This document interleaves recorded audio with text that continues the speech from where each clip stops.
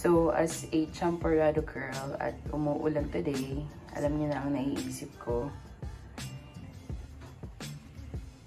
O, diba? Pinapakuluan ko lang yung kokwa kasi madali lang maluto yung oats. Kaya, gusto ko boil na boil yung kokwa na yan. Okay? So, let's see kung anong mangyayari later.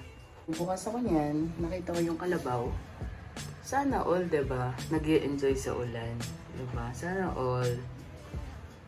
Hindi ko sure kung nakikita niya, pero nag-i-enjoy siya sa ulan. Diba? Ang saya-saya niya. Cute lang. Balik dito. Di ba naalala nyo, nagpunta ako ng Singapore nung nakaraan? Ito ang last 5 chocolates na meron ako. So, siguro maganda rin na ilubog ko na dito sa champorado.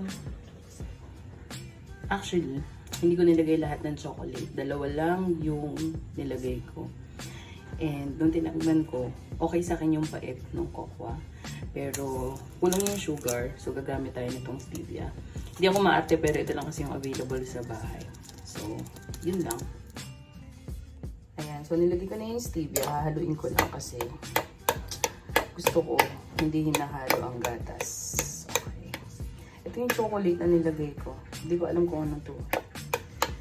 Nakalimutan ko kung nuts ba yun or what, but yes.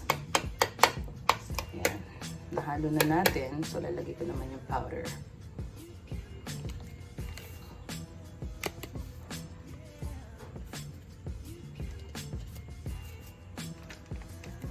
Huwag tayong OA sa gatas. Para mamaya may pang gatas pa tayo. Ayun na, good morning. So, medyo maulan nga talaga ngayon.